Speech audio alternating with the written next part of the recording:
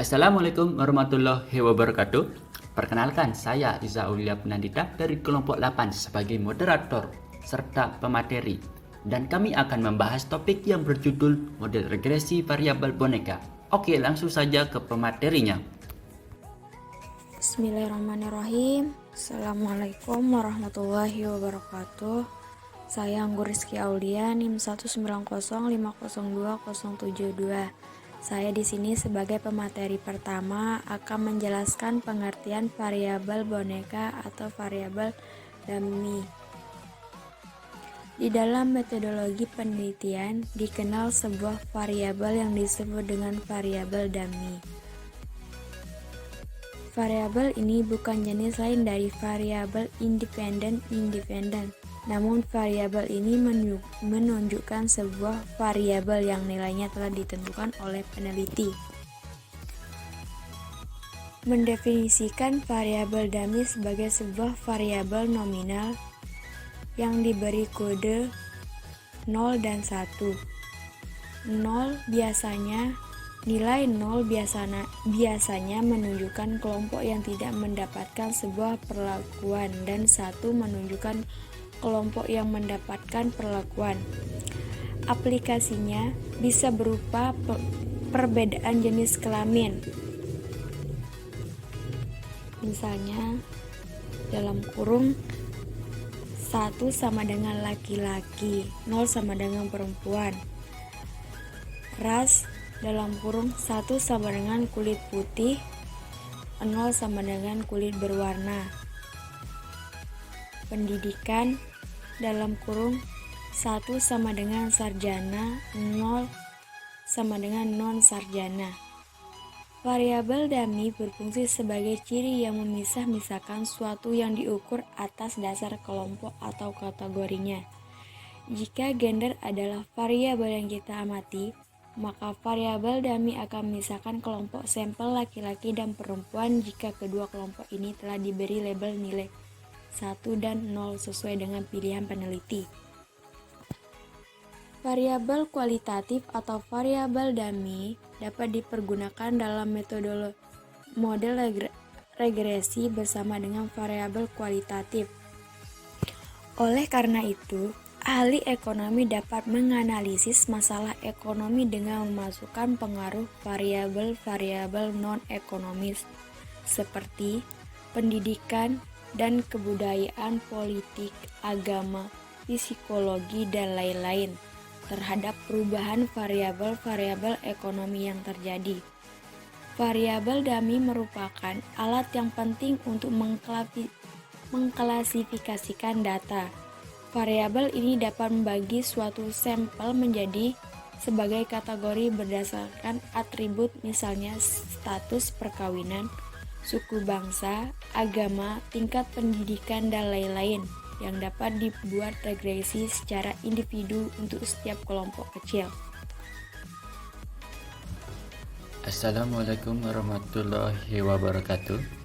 Baiklah, saya akan melanjutkan pematerinya di analisis regresi dengan variabel boneka atau dummy. Dalam kenyataan, sebuah variabel tak bebas tidak hanya dipengaruhi oleh variabel bebas yang bersifat kuantitatif saja, akan tetapi juga sering dipengaruhi oleh variabel yang bersifat kualitatif. Contoh, besarnya konsumsi tidak hanya dipengaruhi oleh pendapatan, jumlah anggota keluarga, tetapi juga dapat dipengaruhi oleh jenis kelamin, gaya hidup, dan variabel kualitatif lainnya. Assalamualaikum warahmatullahi wabarakatuh. Baiklah, saya akan melanjutkan pematerinya di analisis regresi dengan variabel boneka atau dummy. Dalam kenyataan, sebuah variabel tak bebas tidak hanya dipengaruhi oleh variabel bebas yang bersifat kuantitatif saja. Assalamualaikum warahmatullahi wabarakatuh. Nama saya Mindy Aprilah dengan NIM 190502059. Saya akan meneruskan materi selanjutnya, yaitu C, macam-macam variabel boneka. Yang pertama, regresi atas satu variabel kualitatif. Dari data yang diberikan, misalnya kita ingin meregresikan variabel kualitatif jenis kelamin terhadap penghasilan dengan kuantifikasi laki-laki sama dengan 1 dan perempuan sama dengan 0. Model regresi yang kita bentuk bisa dilihat di PowerPoint ini. Selanjutnya yang kedua, regresi atas satu variabel kuantitatif dan satu variabel kualitatif. Dari data yang sudah diberikan, misalnya kita bentuk suatu model regresi sebagai berikut, bisa dilihat di PowerPoint berikut ini. Yang ketiga, regresi atas satu variabel kuantitatif dan satu variabel kualitatif. Dari data yang diberikan, misalnya kita bentuk suatu model regresi sebagai berikut, bisa dilihat di PowerPoint di bawah ini. Ya, itu saja materi dari saya. Terima kasih. Wassalamualaikum warahmatullahi wabarakatuh. Assalamualaikum warahmatullahi wabarakatuh. Nama saya Mulia Martini, NIM 190502050. Saya akan melanjutkan materi tentang penggunaan variabel boneka atau variabel dummy. Variabel dummy hanya mempunyai dua nilai, yaitu 1 dan nilai 0, serta diberi simbol dengan huruf D besar. D sama dengan 1 untuk suatu kategori dalam kurung wanita, Batak, Islam, damai, dan sebagainya. D sama dengan 0 untuk kategori yang lain dalam kurung pria, Jawa, Kristen, perang, dan sebagainya. Variabel dummy digunakan sebagai upaya untuk melihat bagaimana klarifikasi dalam sampel berpengaruh terhadap parameter pendugaan. Variabel dummy juga mencoba membuat kuantifikasi dari variabel kualitatif. Kita pertimbangkan model berikut ini.